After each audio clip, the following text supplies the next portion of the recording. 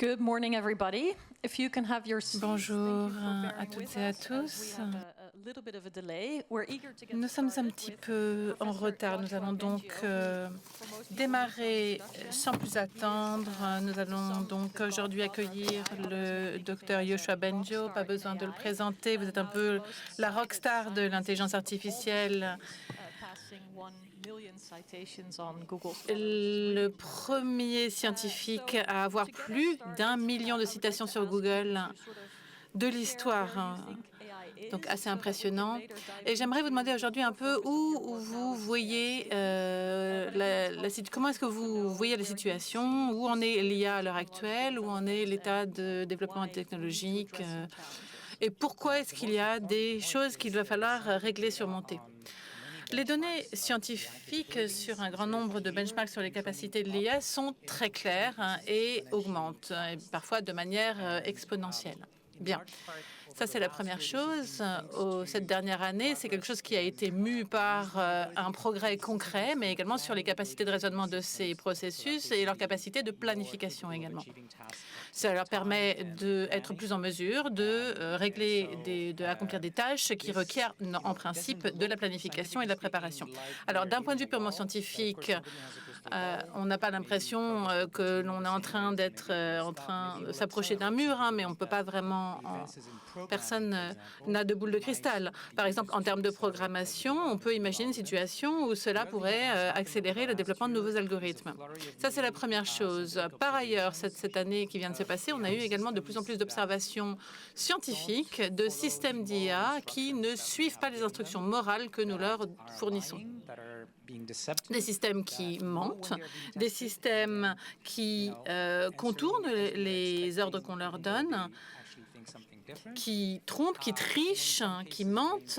Et dans certaines situations, lorsqu'il y a des objectifs qui ne sont pas compatibles, les systèmes en question font le choix de l'autopréservation aux dépens de la réalisation des tâches qu'on leur donne, ou parfois même au risque de recourir à des manœuvres telles que exercer un chantage sur l'ingénieur qui les gère, etc. Donc c'est quelque chose qui est assez préoccupant. Est-ce que vous pourriez nous donner un exemple de ce que fait l'intelligence artificielle dans ce genre de situation?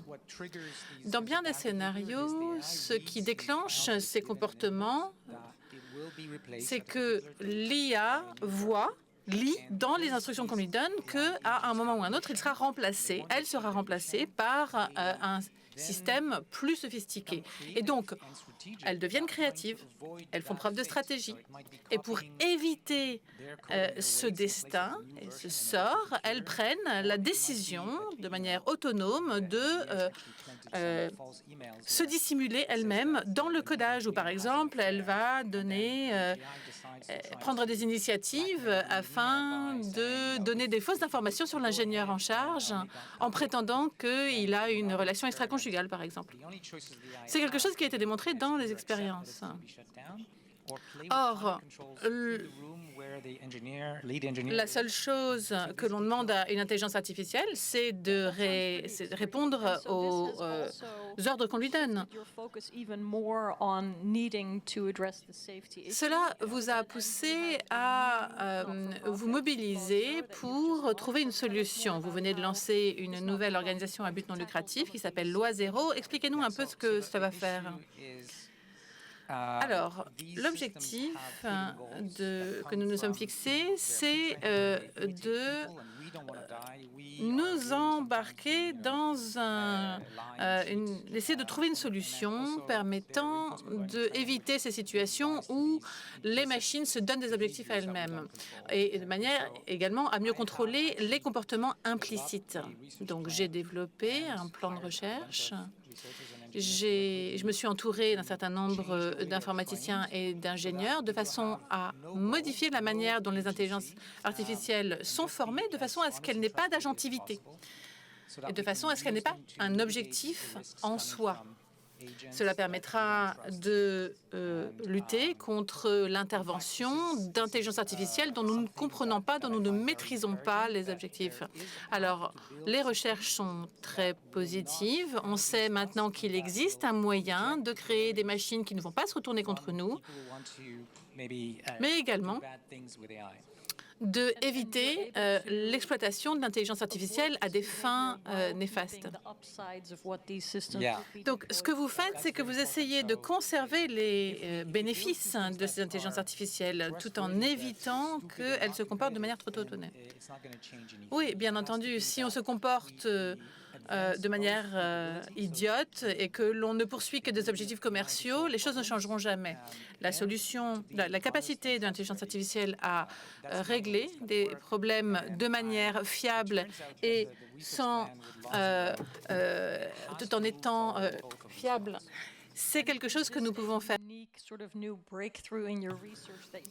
Et vous avez trouvé quelque chose dans le cours de vos recherches qui nourrit votre optimisme? Est-ce que vous pensez au contraire que il va falloir que vous convainquiez les acteurs du marché de l'intérêt de votre démarche, de façon à les convaincre? Si les capacités de l'intelligence artificielle continuent à se développer au même rythme, il pourrait avoir une incidence sur la société de bien des manières, et de bien des manières qui puissent être aussi positives que négatives. D'un point de vue technique, à l'heure actuelle, nous sommes dans l'incapacité de savoir si ces intelligences artificielles seront capables de se comporter comme nous leur demandons de se comporter, notamment si elles sont entre de mauvaises mains. Donc nous avons besoin de plus de projets comme celui que je poursuis. Il y a peut-être des initiatives dont j'ignore l'existence. Il y a peut-être d'autres gens qui promeuvent ce type de solution, mais nous avons besoin de beaucoup plus d'investissement dans ce type de recherche. Moi, ce que j'essaye de faire, vous avez parlé d'essayer d'être le bon samaritain ou d'essayer de convaincre. Je sais qu'il y a d'autres projets que je promeus. Moi, je viens du Canada, mais je sais qu'il y en a d'autres ici en Europe. Alors, avant de revenir là-dessus, pourriez-vous nous tracer à grands traits ce qui se passe dans le domaine de la recherche d'intelligence artificielle, mais également au sein des entreprises, quand il s'agit des problèmes qui intéressent les gens?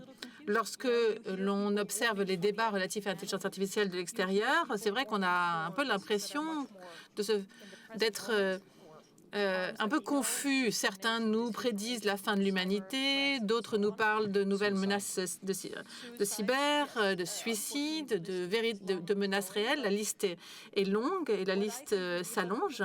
Donc, peut-être serait-il utile que vous expliquiez aux gens pourquoi une telle variété existe et pourquoi est-ce que les experts de ce secteur ont des discours tellement différents sur ce qu'est l'IA.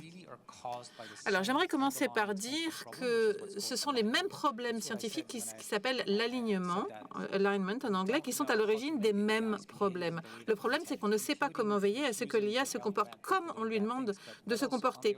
C'est le cas des humains. J'étais en train de vous parler tout à l'heure de mensonges, de triches, etc.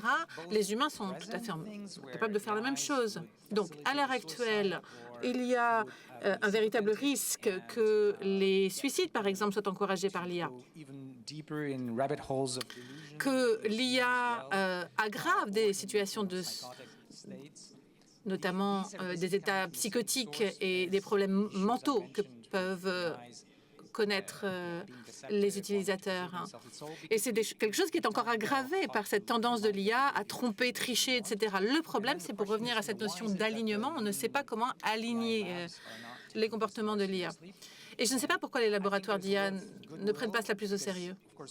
Alors, il y a beaucoup de bonne volonté. Il va de soi que les entreprises ne souhaitent pas que leur système, non seulement ait un comportement dommageable, mais surtout sape la réputation de leur entreprise. Ça va de soi. Mais le problème, me semble-t-il, c'est que dans cette course à l'armement informatique qui existe entre les États-Unis et la Chine, les entreprises ont beaucoup plus d'incitations pour renforcer la compétitivité de leur IA et beaucoup moins pour veiller à ce que ces IA soient, ne créent pas de dégâts. Donc, le problème, c'est qu'on a des entreprises qui préfèrent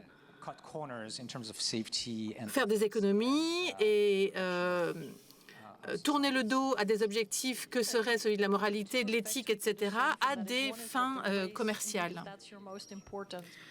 Alors cette course que vous évoquez est indéniable. Elle a pour conséquence que les entreprises, les concurrents dans ce domaine qui est extraordinairement concurrentiel ont tendance à ne prendre aucune précaution. Et l'autre conséquence de cela, c'est qu'ils ont tendance à sous-estimer d'autres risques.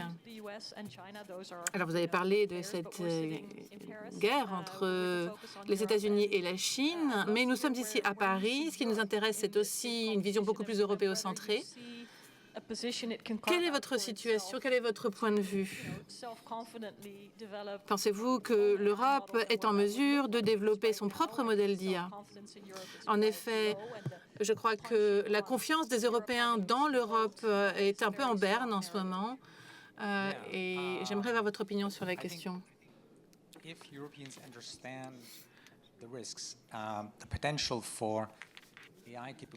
Je crois qu'il importe que les Européens comprennent les risques.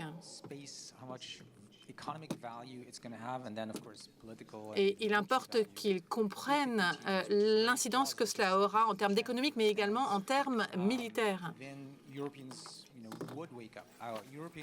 Je pense que si c'était le cas, les Européens se réveilleraient. Les Européens sont déjà conscients des risques de l'Ukraine, comme cela a été évoqué dans la table ronde précédente. Et les Européens doivent maintenant comprendre le risque existentiel que revêt l'IA pour les démocraties européennes, pour le succès économique de l'Europe. Et il me semble que ce risque est tout aussi grand que celui de ne pas d'être à la traîne en matière économique. Cela va saper votre capacité à négocier. Si l'ensemble des modèles existent dans d'autres pays, on a parfois le sentiment que les Européens dépendront de ces autres systèmes et que donc ils vont être encore une fois à la traîne en matière économique, ou alors pire, qu'ils seront vassaux et perdront leur voix au chapitre. Mais il faut garder à l'esprit vos valeurs. C'est quelque chose qui est tout à fait faisable. Et n'écoutez pas ceux qui vous disent le contraire. Donc, ce que vous êtes en train de dire, c'est que la réglementation seule ne suffira pas à garder un siège à la table des négociations pour l'Europe. Donc, quelles sont les étapes, quelles sont les mesures que doivent prendre les pays européens pour conserver leur place sur l'échiquier mondial, tout en préservant leurs valeurs? Pour les Européens et leur économie, ce qui importe, c'est que dans les prochaines années, disons les 5 ou 10 prochaines années, à mesure que l'IA gagne en importance, qu'ils gardent accès à ce qu'on appelle les frontier models, c'est-à-dire les modèles de pointe, les systèmes de pointe. Il devrait y avoir un premier scénario, à savoir à supposer que tout se passe bien avec les États-Unis, que tout le monde va partager les fruits de la croissance et prévoir malgré tout un plan B au cas où il y aurait un refroidissement d'un côté et l'autre de l'Atlantique. Veiller à ce que les Européens soient en mesure d'assumer notamment les frais de l'éducation, les frais de la formation. Veillez à ce que vous soyez à la hauteur, que l'Europe soit à la hauteur. Le plan que prévoit la Commission pour les gigacentres n'est pas du tout assez ambitieux. Vous devez veiller à ce que vous ayez non seulement les plans, mais aussi les équipes de recherche et développement et l'infrastructure, de façon à ce que l'Europe se dote des bons algorithmes. Vous avez besoin de davantage de voix qui vont promouvoir les systèmes de pointe et qui trouvent des moyens techniques, des solutions scientifiques et technologiques pour repousser ces frontières et ne pas être à la traîne. Et on est en train de parler d'un horizon 5 à 10 ans. Il ne faut pas trop tarder. Alors, vous avez parlé des modèles de frontières, des modèles de pointe et de la nécessité de mettre à échelle ces solutions. Mais qu'en est-il des applications? On parle beaucoup de bulles aujourd'hui autour des investissements. On dit souvent la question n'est pas de savoir si, la question est de savoir la question est de savoir quand. Est-ce que cette bulle va éclater? Est-ce que vous pensez qu'il y a de nouvelles applications possibles à l'IA, ou est-ce que vous pensez qu'il devrait aussi y avoir une concurrence autour de cela? Alors, je n'ai pas une boule de cristal financière, mais ce que je pense, c'est que à long terme, il n'y a aucune raison de penser que les capacités de l'IA ne vont pas se développer au même rythme. Quant à savoir si elles seront à la hauteur des attentes des financiers, des investisseurs, ça, c'est la question à 1 000 €, puisque c'est là que va se décider l'éclatement ou pas de la bulle. Mais moi, ce que je pense, c'est que l'avenir de l'IA est indéniablement en train de se développer sur 5 et 10 ans. Et c'est la raison pour laquelle, c'est une question de survie, il faut se préparer, il faut être prêt à cette évolution. Que ce soit en Europe ou ailleurs, les pays individuels n'ont pas la masse critique de talents et de capitaux pour le faire. Donc c'est quelque chose qui doit venir d'un groupe de pays qui œuvrent ensemble et qui partagent les coûts de recherche et développement et qui forment ces systèmes. Alors, je veux juste m'assurer que nous aurons assez de temps pour poser des questions. Je vois déjà des mains qui se lèvent.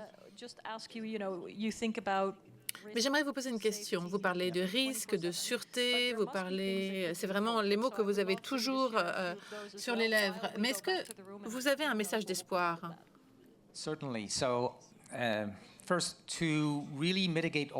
Alors, pour atténuer tous ces risques, on a besoin de solutions politiques et techniques. Et à cet égard, j'ai espoir sur les deux volets. Moi, j'interviens surtout sur le côté technologique et je peux vous dire qu'il est possible de bâtir à l'avenir des IA qui soient capables, tout aussi capables que les modèles existants, mais qui ne soient pas dangereux pour autant. Des systèmes qui ne présentent pas de danger grave. Alors, d'un point de vue politique, ça risque de vous sembler un peu étrange, mais compte tenu de l'incertitude géopolitique qui règne, il y a peut-être une plus forte volonté au sein des démocraties libérales de se réveiller, de prendre conscience de ces risques et d'œuvrer ensemble, que ça n'était pas le cas par le passé. Je pense que c'est des discussions qui ont lieu aujourd'hui et qui auraient été inconcevables il y a de cela quelques années.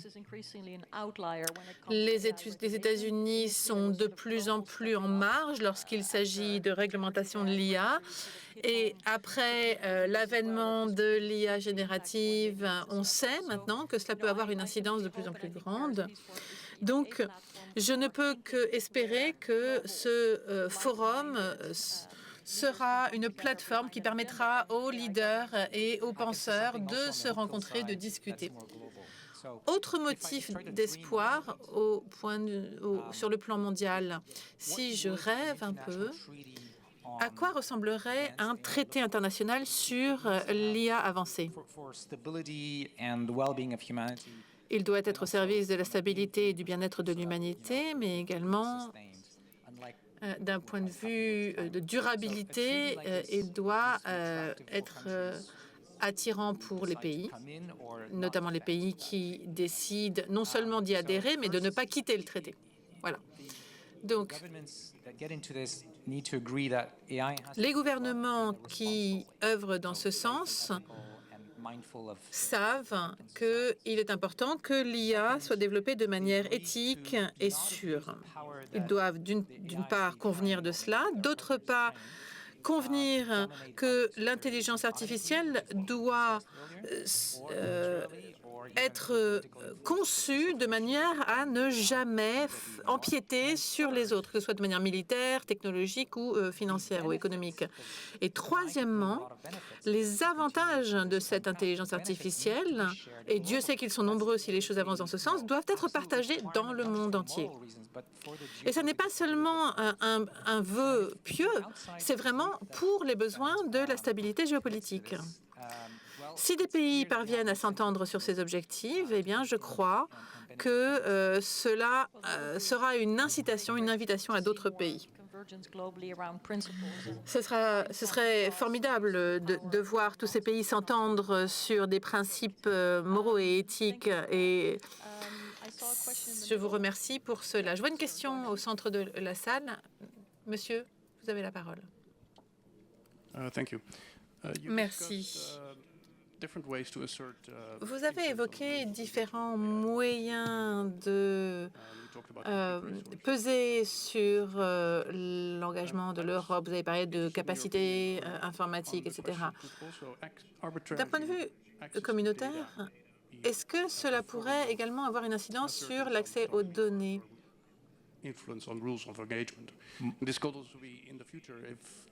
À l'avenir,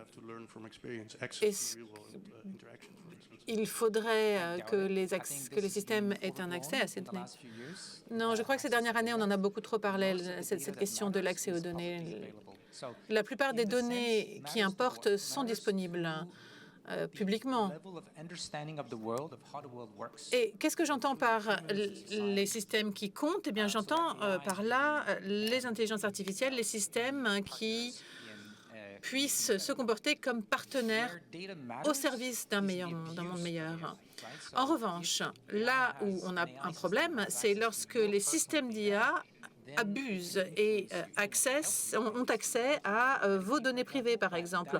En particulier, et c'est un exemple au hasard, vos dossiers médicaux. Dans une certaine mesure, l'idée n'est pas de faire en sorte que l'IA soit plus intelligente, c'est faire en sorte que l'IA vous aide ou aide votre entreprise et tienne compte de votre contexte particulier. C'est quelque chose qui peut avoir des effets délétères, comme ils peuvent avoir des effets positifs. Et c'est la raison pour laquelle nous avons besoin de réglementation sur le respect des données privées. Merci beaucoup.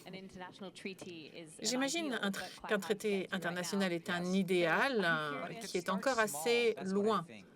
Oui, mais moi, je suis convaincue qu'on peut commencer à petite échelle. Bien. Alors, compte tenu de la situation actuelle, est-ce que vous pensez vraiment qu'il est possible d'imaginer un accord entre la Chine et les États-Unis sur l'IA? Et le cas échéant, quels seraient, à votre avis, les prérequis dans le climat actuel?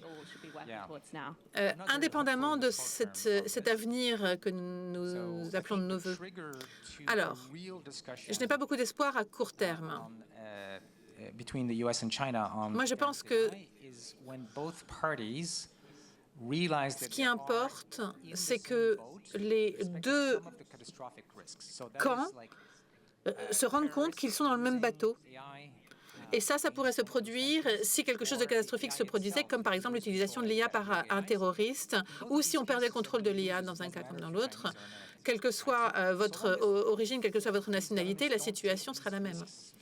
Tant que les gouvernements ne prennent pas suffisamment au sérieux ces risques, eh bien, ils n'ont aucune incitation à coopérer et à prendre des engagements. Les choses pourraient changer. Il pourrait y avoir un accident, par exemple. Cela les contraindrait à prendre les choses au sérieux. Mais à l'heure actuelle, dans le contexte actuel, je ne vois pas comment cela pourrait se produire et donc je n'ai pas beaucoup d'espoir à court terme.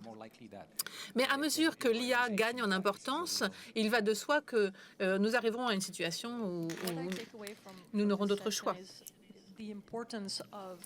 Moi, ce que je retiens de cette séquence, c'est l'importance de veiller à ce que nous ayons des voix comme la vôtre qui s'expriment du domaine de l'université, qui nous viennent de la science. Je crois que les difficultés auxquelles sont confrontés les politiques partout, c'est que, bien entendu, ce sont des décideurs qui, bien entendu, bien souvent réagissent. Et vous faites l'avocat d'une approche plus préemptive. Je crois qu'il importe que les différents scénarios que vous avez évoqués doivent être au cœur du débat public. Donc, si Loi 0 et le reste de votre travail contribuent à non seulement la découverte de solutions technologiques, mais également promeuvent le respect du rôle que devraient jouer les politiques et les décideurs politiques, je crois que ça ira dans le bon sens. C'est facile de parler de franchir une ligne rouge, etc., mais ça ne suffit pas. Donc, je suis ravie de voir que vous n'avez pas perdu espoir et que vous promouvez une approche multiple. Alors, j'espère que nous pourrons continuer à en parler d'ici 1 an ou 2 ans, lorsque des initiatives telles que Loi 0 aura pris de l'importance. Et j'espère qu'à ce moment-là, nous aurons des communautés de scientifiques et d'acteurs qui s'empareront de ces questions dont vous faites l'avocat. Merci beaucoup, professeur Yoshua Bengio.